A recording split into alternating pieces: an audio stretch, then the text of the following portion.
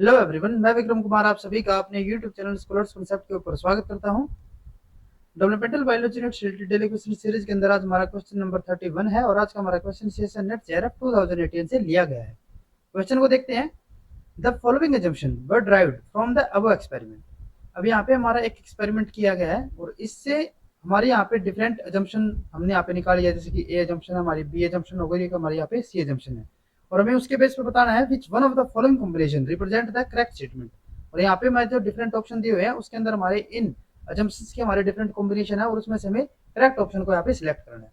तो अगर हम यहाँ पे एक्सपेरिमेंट को देखते हैं तो यहाँ पे क्या है कि हमारे यहाँ पे एम्ब्रियोनिक स्टेम सेल्स है, ठीक है, जिसको हमने क्या किया कि हमने अलग अलग मीडियम के अंदर हमने इनको रख के देखा है। जैसे कि अगर हम यहाँ पे जब मीडियम ए के अंदर इसको रख रहे हैं तो यहाँ पे क्या हो रहा है, हमारे यहाँ पे जो एम्ब्रियोनिक स्टेम सेल्स थे वे हमारे किसके अंदर कन्वर्ट हो रहे हैं या फिर किसके अंदर हमारे डेवलप हो रहे हैं, ग्लेल स्टेम सेल्स के अंदर, ठीक है। और वो हमारे आगे डेवलप होकर किसके अंदर कन्वर्ट हो रहे हैं, हमारे फंक्शनल ग्लेल सेल्स के अंदर। दूसरी तरफ अगर हम यहाँ पे बात करते हैं मीडियम बी की, ठीक है, तो जब हमने यहाँ पे medium B embryonic stem cells को प्रोवाइड करवाया तो वो हमारे किसके अंदर कन्वर्ट हो रहे हैं, न्यूरल स्टेम सेल्स के अंदर, ठीक है। और वो हमारे आगे जाके हमारे किसके अंदर डेवलप हो रहे हैं, फंक्शनल न्यूरॉन्स के अंदर, ठीक है। तो यहाँ पे हमारे दो हमारे मीडियम हो गए जिसके अंदर हमारे जो एम्ब्रियोनिक स्टेम सेल्स है वो हमारे दो अलग अलग तरीके से हमारे यहाँ पे डेवलपमेंट शो कर रहे हैं। तो यहाँ पे हमें जो स्टेटमेंट दी हुई है, ठीक है, या फिर जो हमारी यहाँ पे एजम्पशंस दी हुई है, तो फर्स्ट हमारी एजम्पशन क्या है, यहाँ पे medium A content FGF and PDGF. अब यहाँ पे एफजीएफ क्या हमारा, एफजीएफ हमारा फाइब्रोब्लास्ट ग्रोथ फैक्टर, ठीक है, ये हमारा ग्रोथ फैक्टर हो गया।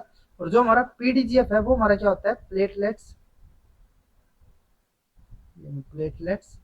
डेराइव्ड ग्रोथ फैक्टर, ठीक है।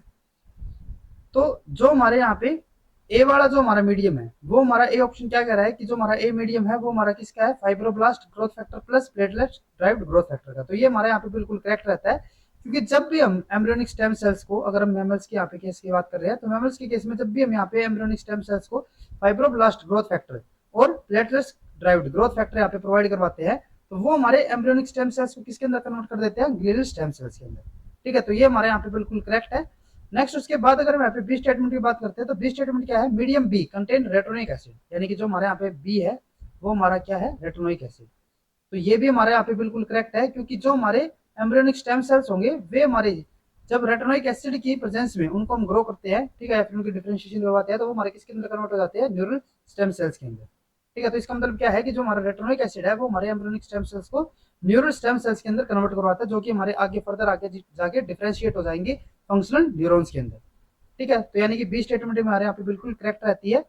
उसके बाद सी स्टेटमेंट है, cells cultured in the medium B were determined to become functional neurons prior to the addition of the medium. तो ये हमारे यहाँ पे इनकरेक्ट है, क्योंकि जो हमारे यहाँ पे सी स्टेटमेंट है वो हमारा क्या कह रहा है कि जो हमारे यहाँ पे एम्ब्रियोनिक स्टेम सेल्स से न्यूरॉन स्टेम सेल्स की हमारे यहाँ पे डेवलपमेंट हो रही है मीडियम बी की प्रेजेंस में, तो जो सी स्टेटमेंट है वो हमारा कह रहा है कि ये जो हमारे यहाँ पे न्यूरॉन स्टेम सेल्स की डेवलपमेंट हो रही है ना वो हमारी ऑलरेडी डिटरमाइंड होती है बिना किसी मीडियम की प्रेजेंस की, ठीक है। इन्होंने क्या बोला है, cell cultured in the medium B were determined to become the functional neuron prior to the addition of the medium, यानी कि मीडियम के बिना भी हमारे ये किसके अंदर कन्वर्ट हो सकते हैं, फंक्शनल न्यूरॉन्स के अंदर। तो ये हमारे यहाँ पे बिल्कुल इनकरेक्ट ऑप्शन होता है, क्योंकि जो हमारा रेटोनिक एसिड है ना उसकी प्रेजेंस में हमारे यहाँ पे क्या होगा कि जो हमारे एम्ब्रियोनिक स्टेम सेल्स है वो हमारे न्यूरल स्टेम सेल्स के अंदर हमारे कन्वर्ट होंगे और वो फर्दर आगे जाके हमारे फंक्शनल न्यूरॉन्स के अंदर हमारे कन्वर्ट होते हैं, ठीक है। तो इसीलिए हमारे यहाँ पे जो सी स्टेटमेंट है वो हमारी इनकरेक्ट रहेगी।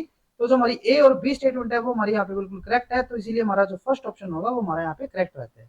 अगर आपको ये वीडियो हमारी यूजफुल लगी तो please like and share this video, और डेवलपमेंटल बायोलॉजी से रिलेटेड इसी तरीके के क्वेश्चंस करने के लिए please subscribe to our YouTube channel Scholars Concepts. Thank you.